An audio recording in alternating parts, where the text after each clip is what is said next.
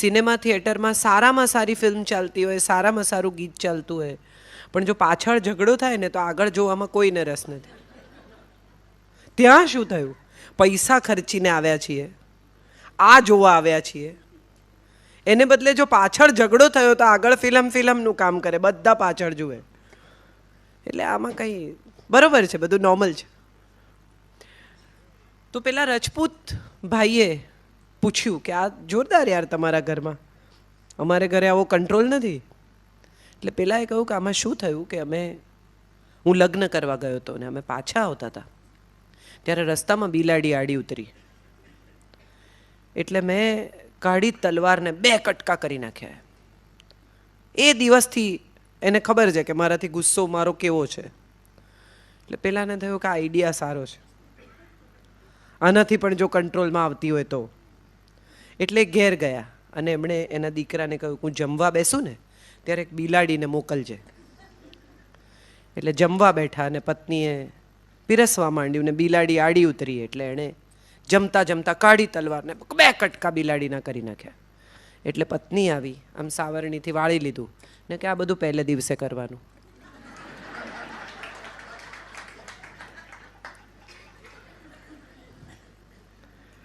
આ બહુ ઇન્ટરેસ્ટિંગ છે. કોઈ પણ પ્રકારનું રિએક્શન આપ્યા વિના એને બધું બાળી લીધું.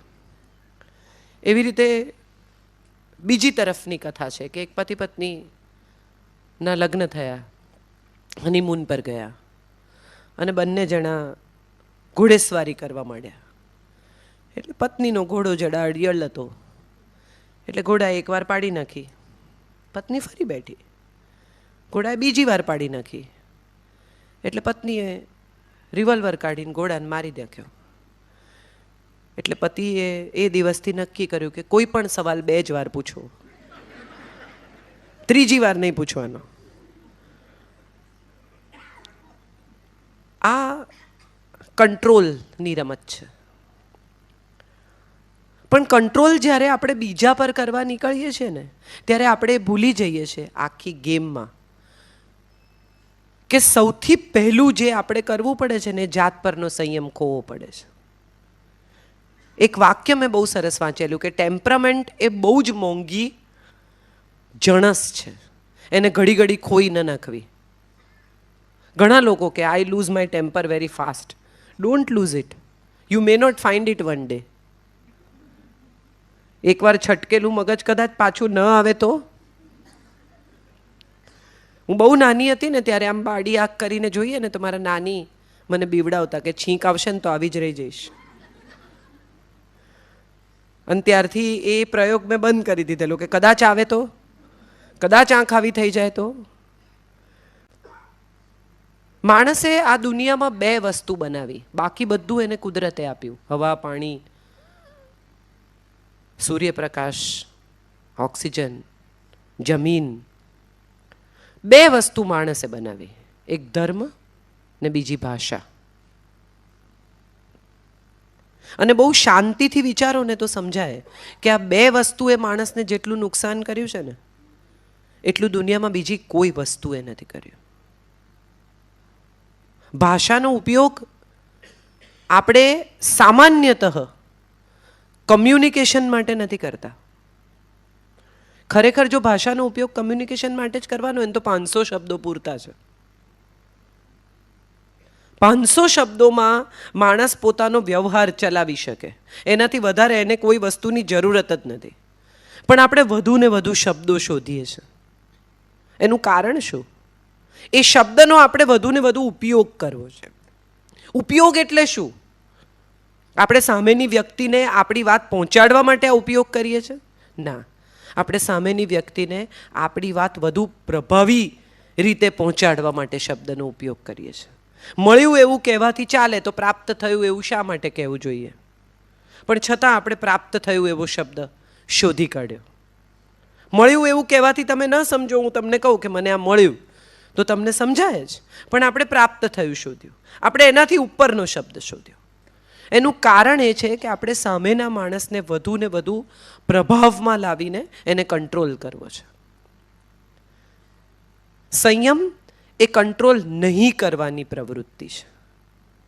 તમને કોઈ પણ ક્યારેય પણ એમ કે સંયમ એ કંટ્રોલ કરવાની પ્રવૃત્તિ છે, તો મારે એનાથી સાવ કમ્પ્લીટલી કોન્ટ્રાડિક્ટરી વાત કરવી છે કે સંયમ એ કંટ્રોલ કરવાની પ્રવૃત્તિ છે.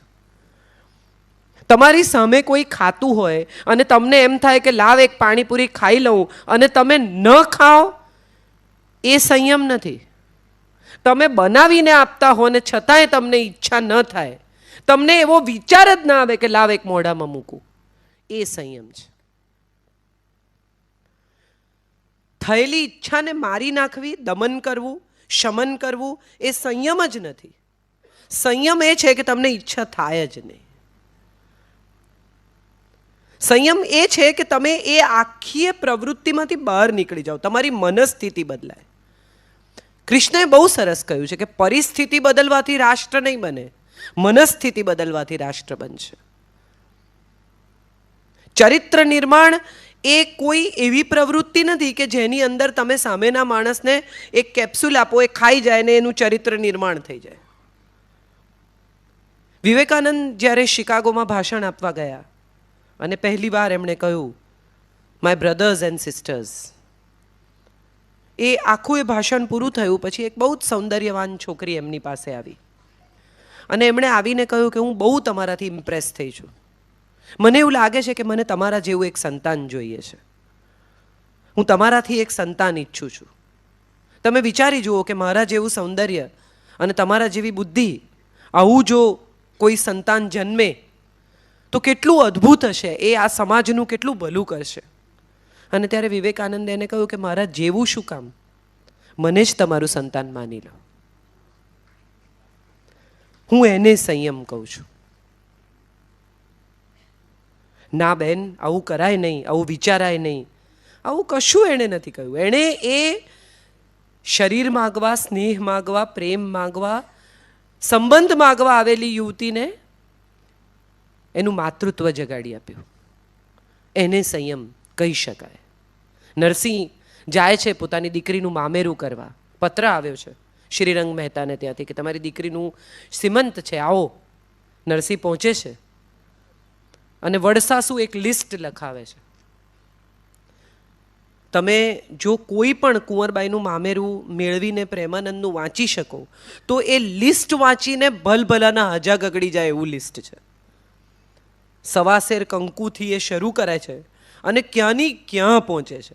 અને બધું પૂરું થયા પછી કહે છે કે કંઈ ન મળે તો બે પાણા વહુજી, છેલ્લે કંઈ ના મળે ને તો તારા બાપને કહે છે કે બે પથરા લઈને આવે. દીકરી લિસ્ટ લઈને જાય છે, મહેતાજી બેઠા છે, સાથે 4 સાધુ છે, કંઈ નથી લાવ્યા. અને દીકરી એને લિસ્ટ આપે છે કે આપ્યું છે, જુએ છે, માથા નીચે મૂકી દે છે.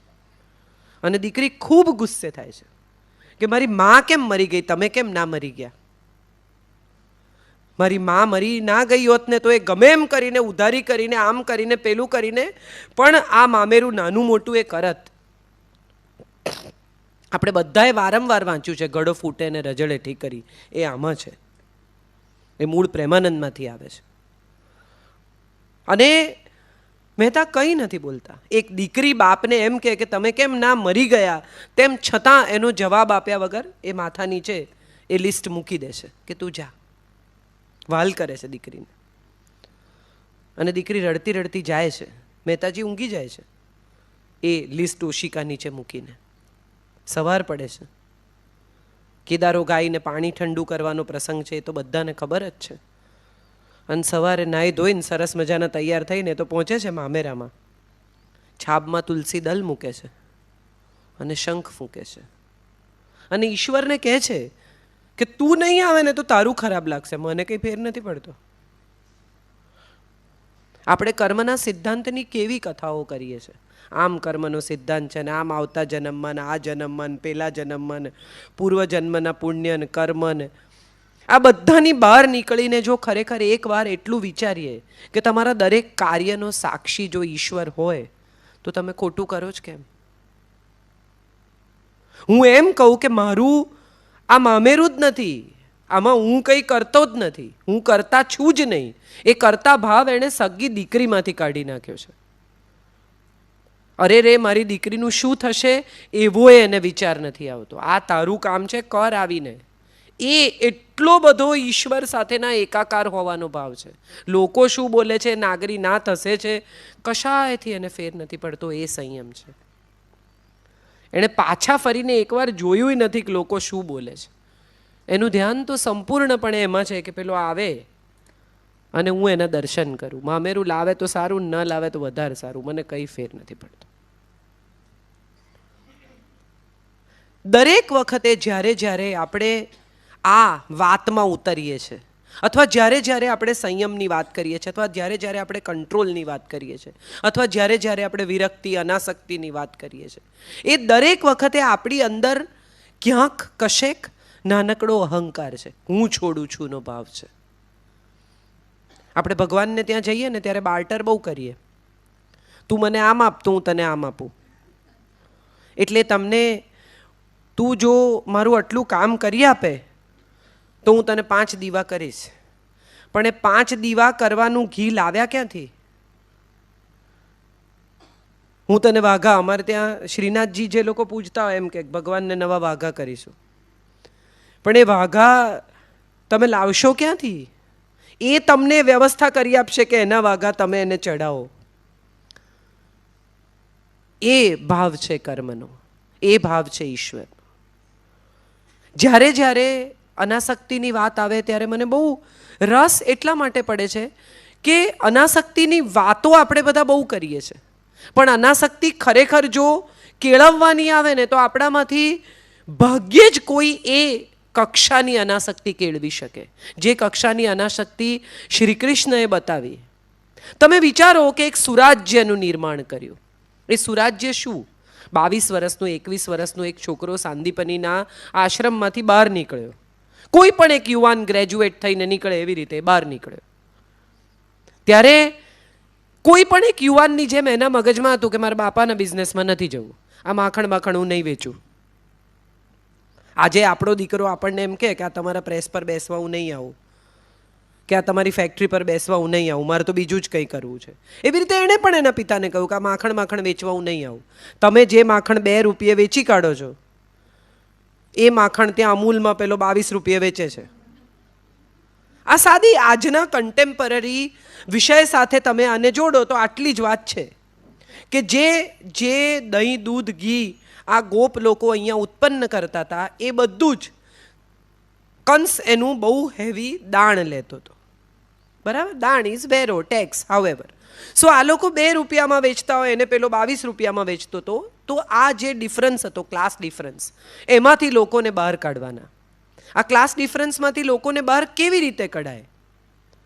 તો સૌથી પહેલાં એણે એમ નક્કી કર્યું કે એન્વાયરમેન્ટ ક્લીન કરો. કેવી રીતે ક્લીન કરો? કે આ યમુનાના પાણીમાં જે કાલીય વસે છે એને તમે અહીંથી બહાર કાઢો. જેટલો સાત્વિક અથવા જેટલો વૈજ્ઞાનિક જૈન ધર્મ છે એટલી જ વૈજ્ઞાનિક અને એટલી જ સાત્વિક બીજા ધર્મોની કથાઓ છે. પણ એ ધર્મોની કથાઓ જેમ જૂની થતી ગઈ એમાં એમ જૂની વાતો સાથે બીજી વાતો ઉમેરાતી ગઈ અને એ વાતોને લોકો ભૂલી ગયા. ઇસ્લામની વાત કરીએ તો સૌથી વધારે વુમન એમ્પાવરમેન્ટ જો કોઈ ધર્મમાં હોય તો એ ઇસ્લામમાં છે. મહેર કબૂલ કરવામાં આવે છે લગ્ન વખતે. જો ડિવોર્સ થાય તો આ સ્ત્રીધન એને ચૂકવી આપવાનું, એ મહેર છે. લગ્ન જ્યારે નક્કી થાય ત્યારે નક્કી કરવામાં આવે છે કે ફલાણાના દીકરા સાથે આની દીકરીના વલ્દ આટલી મહેર કબૂલ કરવામાં આવે છે. તને કબૂલ છે? અને પેલો એમ કે હા મને કબૂલ છે, તો આ લગ્ન થાય. અને જો ડિવોર્સ થાય તો આ મહેર ચૂકવી આપે તો જ એ તલાક સાચા ગણાય અથવા તો જ એ તલાક સ્વીકારવામાં આવે. આ વુમન એમ્પાવરમેન્ટ આજથી આટલી સદીઓ પહેલાં કરવામાં આવ્યું. એ આપણે ભૂલી ગયા.